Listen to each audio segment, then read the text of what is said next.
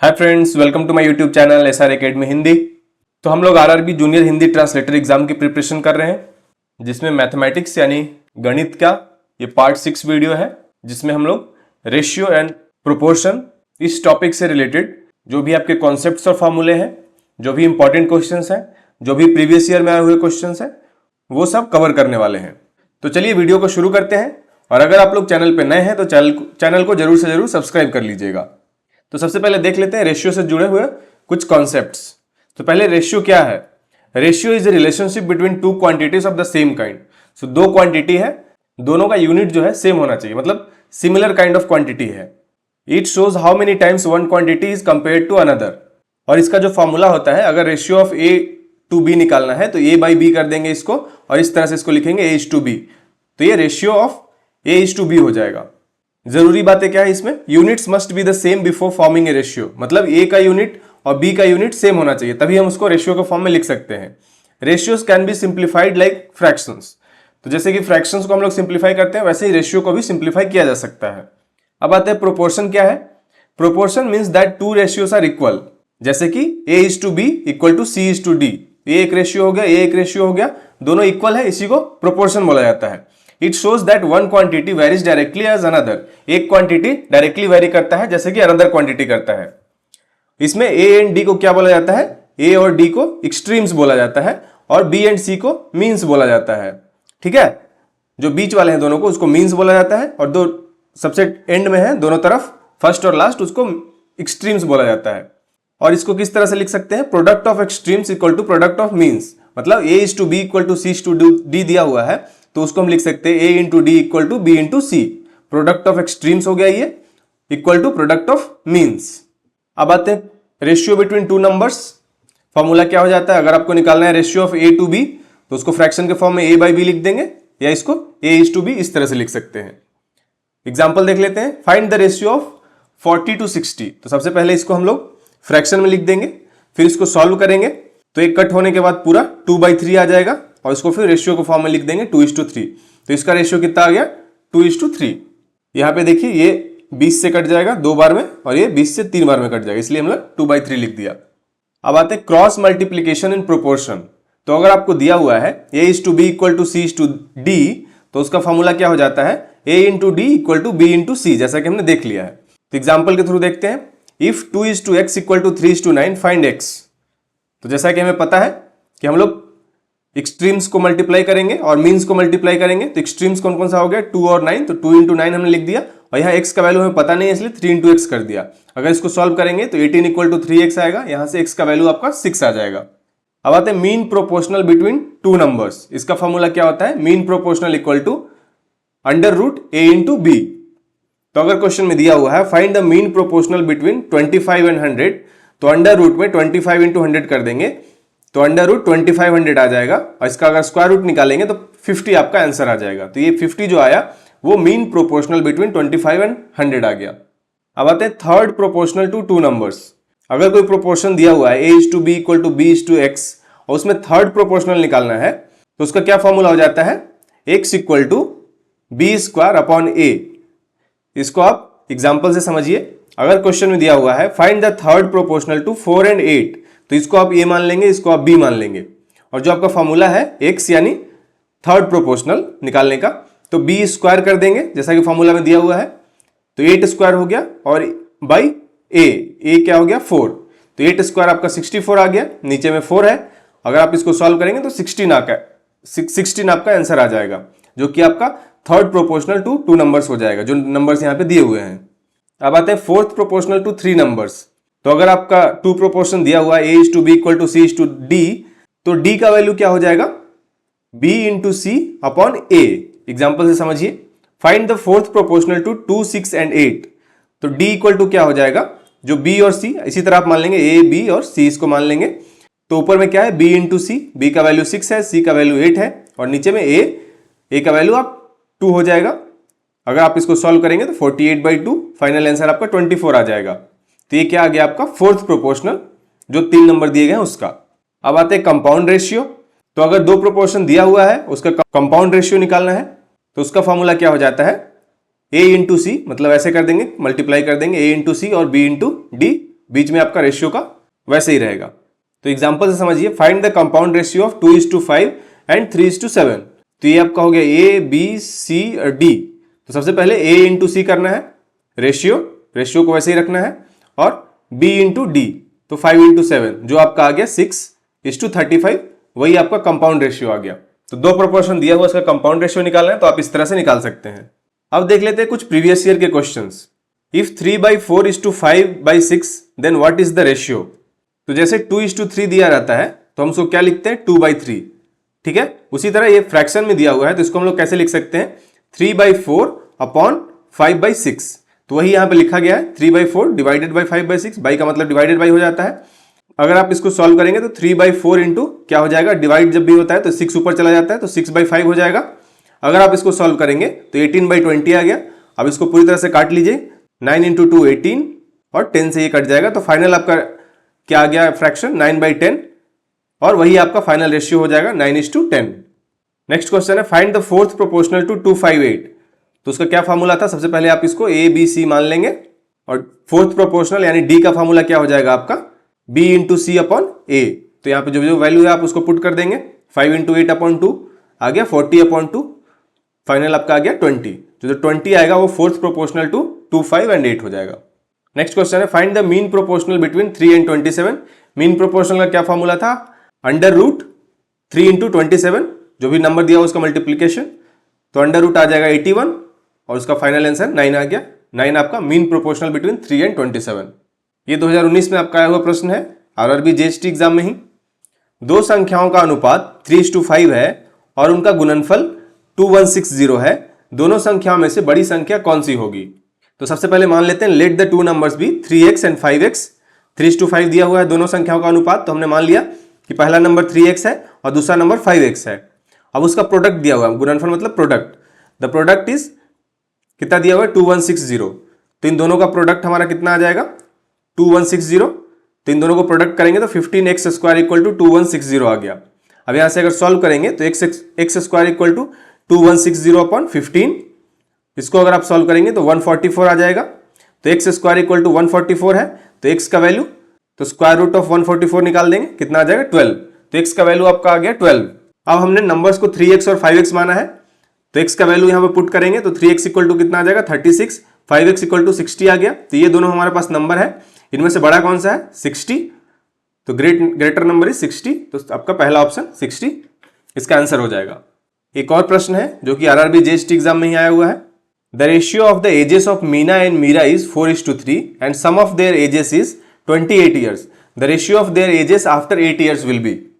तो सबसे पहले मान लेते हैं कि मीना का जो एज है 4x है, क्योंकि जो एज का रेशियो दिया हुआ है 4:3, तो जैसा हमने पिछले क्वेश्चन में माना था, तो मीना का एज हो गया 4x, Meera as will be 3x। तो मीरा का एज हमने 3x मान लिया, मीना का एज हमने 4x मान लिया। अब दिया हुआ है कि sum of their ages is 28 years, इसका मतलब हो गया 4x plus 3x equal to 28 हो जाएगा, मतलब 7x इक्वल टू 28। यहां से x का वैल्यू आपका 4 आ गया। अब x का वैल्यू पुट करेंगे तो मीना का एज कितना निकल के आ जाएगा, हमने 4x माना था तो 4 इंटू 4 16 ईयर्स हो गया मीना का, ये मीना का हो गया। अब मीरा का निकालते हैं तो इसको 3x माना था, 3 इंटू 4 हो गया 12 ईयर्स, ये किसका हो गया, मीरा का हो गया। अब बोल रहा है the ratio of their ages after 8 years, तो हमें प्रेजेंट एज हमारा निकल गया। प्रेजेंट एज मीना का कितना है, 16 प्लस 16 है, तो उसमें 8 जोड़ देंगे क्योंकि 8 ईयर्स आफ्टर का बता रहा है, तो आ जाएगा 24 ईयर्स। मीरा का एज अभी कितना है 12 ईयर्स, 8 साल के बाद कितना हो जाएगा 20 ईयर्स। तो दोनों का एज 8 साल के बाद निकल के आ गया, 24 ईयर्स एंड 20 ईयर्स। दोनों का रेशियो कितना हो जाएगा 24:20। दोनों को फाइनली अगर आप कट करेंगे तो 6:5 आ जाएगा। तो इसका आंसर हो जाएगा 6:5, ऑप्शन डी। नेक्स्ट क्वेश्चन है, the ratio of two numbers is 4:5। If 6 is subtracted from each the new ratio becomes 2:3। Find the numbers.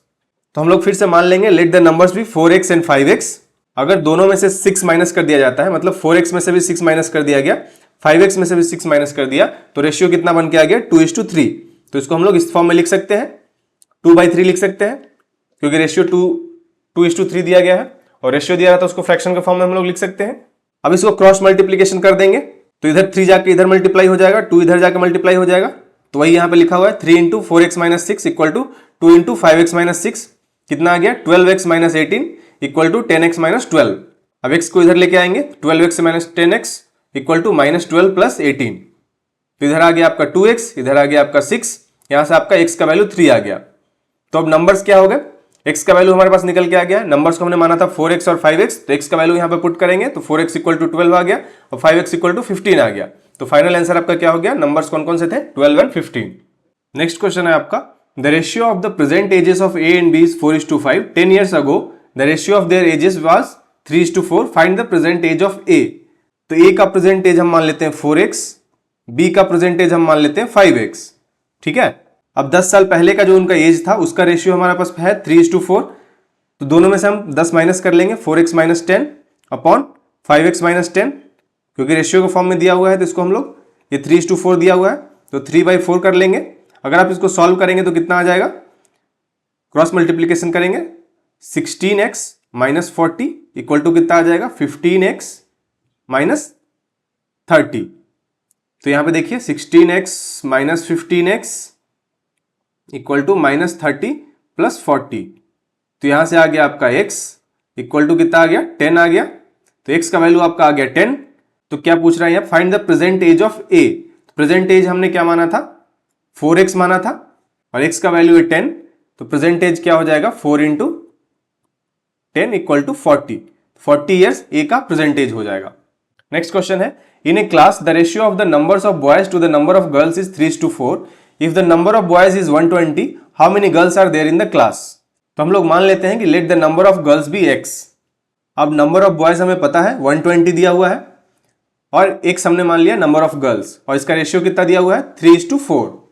तो हम इसको 3/4 लिख सकते हैं। अब यहाँ पे x का वैल्यू अगर आप सॉल्व करेंगे 3x equal to 4 × 120, x equal to कितना हो जाएगा 4 × 120 अपॉन 3। यहां से अगर देखेंगे तो 40 से तो इक्वल टू 160 आ गया। तो 160 आपका आंसर आ जाएगा। नेक्स्ट क्वेश्चन है, the ratio of the speeds of two trains is 5:7। If the first train travels 350 kilometre in 5 hours, find the speed of the second train. तो स्पीड का फॉर्मूला क्या हो जाता है, डिस्टेंस अपॉन टाइम। तो पहले train का स्पीड कितना हो जाएगा 350/5, क्योंकि 350 आपका किलोमीटर है, 5 आवर्स में ट्रेवल करता है। तो इसका कितना आ गया speed 70 kilometre per hour, speed of the first train. Let the speed of the second train be x। Second train के स्पीड को हम लोग x मान लेते हैं। और क्वेश्चन में क्या दिया गया है, ratio of the speeds of two trains. तो एक ट्रेन का तो हमें स्पीड पता है 70 किलोमीटर पर आवर, दूसरे ट्रेन का स्पीड हमने मान लिया x और उसका रेशियो कितना दिया हुआ 5:7, जिसको हम 5/7 के फॉर्म में लिख सकते हैं। अब यहां से x का वैल्यू अगर आप सॉल्व करेंगे तो 5x इक्वल टू 70 × 7 कितना हो जाएगा 490। x का वैल्यू कितना निकल के आ जाएगा 490 अपॉन 5 कितना आ गया 98 किलोमीटर पर आवर, यह speed of the second train आ जाएगा। Next question, if the ratio of the present ages of a and b is 7:9 and the sum of their ages is 112 years, what is the difference in their ages. तो हमने मान लिया a और b का जो present as है, क्योंकि ratio के फॉर्म में दिया हुआ है 7:9, इसलिए हमने मान लिया 7x और 9x। अब क्वेश्चन में क्या कहा गया है कि उनका जो सम है, मतलब दोनों के एज का जो सम है प्रेजेंट एज का, वो 112 है। तो 7x + 9x इक्वल टू 112 हो गया। इसको सॉल्व करेंगे तो 16x इक्वल टू 112 आ जाएगा और यहां से x का वैल्यू आपका आ गया 7। अब डिफरेंस इन देयर एजेस पूछ रहा है, तो हम इन दोनों को माइनस कर देंगे। 9x - 7x कितना आ गया 2x, और हमें x का वैल्यू पता है 7, तो यहाँ पे x का वैल्यू पुट करेंगे तो 14 ईयर्स आ गया। तो डिफरेंस क्या हो गया 14 ईयर्स, और सम तो ऑलरेडी दिया हुआ जहां से हमने x का वैल्यू निकाल लिया था। तो यही हमारा आंसर हो जाएगा 14 years, option A. Next question है, in a mixture of 50 litres the ratio of milk to water is 5:3, how much water is in the mixture. तो हम मान लेते हैं let the quantity of milk भी 5x एंड वाटर भी 3x, क्योंकि 5:3 के फॉर्म में दिया हुआ है। तो हमने मान लिया कि क्वांटिटी ऑफ मिल्क कितना है 5x है और क्वांटिटी ऑफ वाटर कितना है 3x है, और पूरा मिक्सचर कितना है 50 लीटर्स है। मतलब कि इन दोनों को अगर जोड़ेंगे तो 50 आना चाहिए। तो 5x + 3x इक्वल टू 50, यहां से x का वैल्यू हम निकाल लेंगे 8x equal to 50, x equal to आ गया आपका 6.25। अब हमने क्वांटिटी ऑफ वाटर कितना माना है 3x, तो x का वैल्यू हमें पता है, तो x का वैल्यू यहाँ पे पुट करेंगे तो 3 × 6.25 18.75 लीटर, तो अराउंड 18 लीटर्स के आसपास आ रहा है। आपका ऑप्शन बी आ जाएगा। Next question, the ratio of the ages of A B and C is 4:6:9। If the sum of their ages is 54 years, what is the present age of B. तो इसमें 3 लोगों का दिया हुआ है एज, उसका रेशियो है 4:6:9 और उनके एजेस का सम दिया हुआ है 54 ईयर्स। क्वेश्चन में क्या पूछा गया है, प्रेजेंट एज ऑफ बी, वर्तमान में बी की उम्र क्या है, यही पूछा गया क्वेश्चन में। तो हमने मान लिया ages of A B and C be 4x 6x and 9x respectively, उनका सम कर देंगे क्योंकि सम हमारे पास दिया हुआ 54 years. 4x plus 6x plus 9x equal to 54, इसको सम करेंगे तो 4 और 6 10 और 9 19, 19x इक्वल टू 54, यहां से x का वैल्यू आपका आ जाएगा 2.84 और b का हमने एज कितना माना था 6x, और वही हमारा पूछा गया क्वेश्चन में। तो x का वैल्यू अगर पुट करेंगे 6 इंटू कितना हो जाएगा 2.84, तो ये कितना आ जाएगा 17.04। तो ये ऑप्शन में तो है नहीं, तो लगभग 18 ईयर्स इसका आंसर आ जाएगा।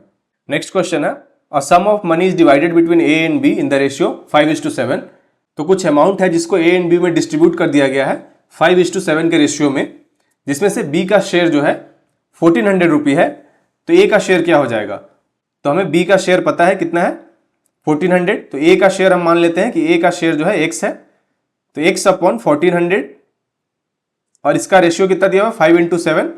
तो ऐसे अगर x का वैल्यू निकालेंगे तो 7x इक्वल टू 5 इंटू 1400, यहां से x का वैल्यू अगर निकाल देंगे तो 5 इंटू 1400 अपॉन 7, ये 200 टाइम्स कट जाएगा, तो इसका कितना आ गया 1000 रुपीज। तो ये आपका आंसर हो जाएगा option A. Next question, the ratio of the number of girls to the number of boys in a school is 5:4। If there are 200 girls in the school, how many boys are there. तो let the number of boys be x, और girls का हमें पता है 200 upon x, और इसका ratio कितना दिया हुआ 5:4, तो उसको इस फॉर्म में लिख देंगे। अगर यहाँ x का वैल्यू पर सॉल्व करेंगे तो 160 आ जाएगा, जो कि नंबर ऑफ बॉयज हो जाएगा। Next question, the ratio of the number of boys to the number of girls in a class is 3:5। If the total number of students in the class is 40, find the number of girls. तो हमने मान लिया कि number of boys 3x है और number of girls 5x है, क्योंकि उसका रेशियो दिया हुआ है 3:5। अब उसका सम भी दिया हुआ है कि क्लास में कितने स्टूडेंट है 40, तो नंबर ऑफ बॉयज और नंबर ऑफ गर्ल्स को ऐड कर देंगे तो वो 40 के बराबर आना चाहिए। यहां से x का वैल्यू हमारा निकल के आ जाएगा 5। तो हमने गर्ल्स का कितना माना है नंबर 5x, तो x का वैल्यू यहां पे पुट करेंगे तो 5 इंटू 5 25, मीन्स 25 यहां पे गर्ल्स है। अगर बॉयज का निकालना होगा तो कितना निकाल के आ जाएगा 3 इंटू 5 15, और टोटल स्टूडेंट्स का कितना संख्या हो गया 40। Next question, the ratio of the present ages of A and B is 5:7। After 6 year the ratio of their ages will be 7:9। What is the present age of A. तो A और B का जो present as है उसका ratio दिया हुआ है 5:7, और 6 साल के बाद जो उनका एज होगा उसका भी रेशियो दिया हुआ है 7:9। तो हमें प्रेजेंट एज ए का निकालना है, ए का प्रेजेंट एज निकालना है। तो हमने ए और बी का प्रेजेंट एज कितना मान लिया है, ए का हमने मान लिया 5x, बी का हमने मान लिया 7x, क्योंकि 5:7 के रेशियो में दिया हुआ है। आफ्टर 6 ईयर्स कितना हो जाएगा, ए का एज हो जाएगा 5x प्लस 6 और बी का हो जाएगा 7x प्लस 6। अब 6 साल बाद जो उनका एज होगा उसका भी रेशियो दिया हुआ है 7:9, तो उसको इस फॉर्म में लिख लिए। और 6 साल के बाद ए का एज कितना हो जाएगा 5x प्लस 6 और बी का हो जाएगा 7x प्लस 6, तो इस फॉर्म में इसको लिख सकते हैं। अब यहां से आप इसको क्रॉस मल्टीप्लीकेशन कीजिए, तो इस तरह से अगर आप इसको सॉल्व करेंगे तो यहां से आपका x का वैल्यू आ जाएगा 3। अब क्या पूछा जा रहा है क्वेश्चन में, प्रेजेंट एज ऑफ ए। तो प्रेजेंट एज हमने कितना माना था ए का 5x, तो 5 इंटू 3 कर देंगे, यहाँ पे x का वैल्यू पुट करेंगे तो कितना आ जाएगा 15 ईयर्स। तो आपका ऑप्शन में 15 ईयर्स तो है नहीं, ये शायद 15 ईयर्स है, तो ये आपका सही आंसर हो जाएगा। नेक्स्ट क्वेश्चन है, in a library the ratio of the number of English books to the number of Hindi books is 7:3। If there are 140 English books, how many Hindi books are there. तो हमने मान लिया कि हिंदी बुक्स की संख्या कितनी है, x है।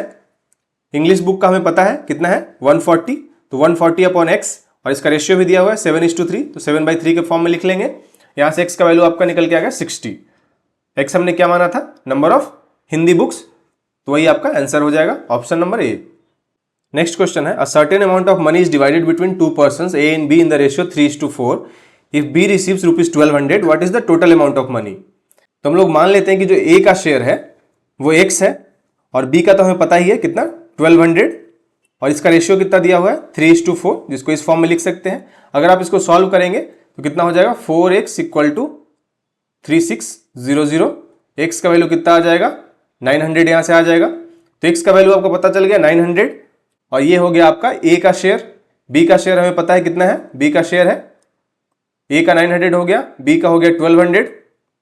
टोटल अमाउंट ऑफ मनी कितना हो गया आपका 2100। सही ऑप्शन में ये 2100 है, तो ये आपका ऑप्शन सही हो जाएगा। नेक्स्ट क्वेश्चन है the ratio of the number of red balls to green balls is 2:3. If the total number of balls is 300, how many green balls are there? तो हम लोग मान लेते हैं कि रेड बॉल का 2x और ग्रीन बॉल का 3x है, तो 2x प्लस 3x और टोटल नंबर कितना दिया हुआ है 300. तो ये रेड बॉल है और ये ग्रीन बॉल है, दोनों को हमने मान लिया. रेड बॉल को 2x और ग्रीन बॉल को 3x, क्योंकि 2:3 के फॉर्म में दिया हुआ था. टोटल नंबर ऑफ बॉल्स 300 है, तो कितना हो जाएगा 5x इक्वल टू 300. x का वैल्यू कितना निकल के आ जाएगा 60. x आ गया 60. अब ग्रीन बॉल्स बताना है कितना है, तो 3x हमने माना था ग्रीन बॉल्स का नंबर, तो x का वैल्यू यहां पुट कर दीजिएगा. 3 इंटू 60 इक्वल टू 180 आपका आ जाएगा. यही आपका नंबर ऑफ ग्रीन बॉल्स हो जाएगा. नेक्स्ट क्वेश्चन है if the income and expenditure of a person are in the ratio 5:3 and his savings is ₹2000, find his income. तो हमने मान लिया इनकम 5x, एक्सपेंडिचर 3x. तो सेविंग का फॉर्मूला क्या हो जाता है, इनकम माइनस एक्सपेंडिचर. तो यहां से आ गया 5x minus 3x equal to 2x. तो ये आपका सेविंग्स आ गया, और सेविंग्स का वैल्यू हमारा दिया हुआ है 2000 रुपीज, मतलब 2x इक्वल टू 2000. यहां से x का वैल्यू आपका आ जाएगा 1000. अब इनकम निकालना है, तो इनकम क्या हो जाएगा, इनकम हमारा कितना था 5x, x का वैल्यू हम इस पे पुट कर देंगे तो आ गया 5000. तो यही हमारा पूछा गया था, इनकम 5000 यहां से निकल के आ गया.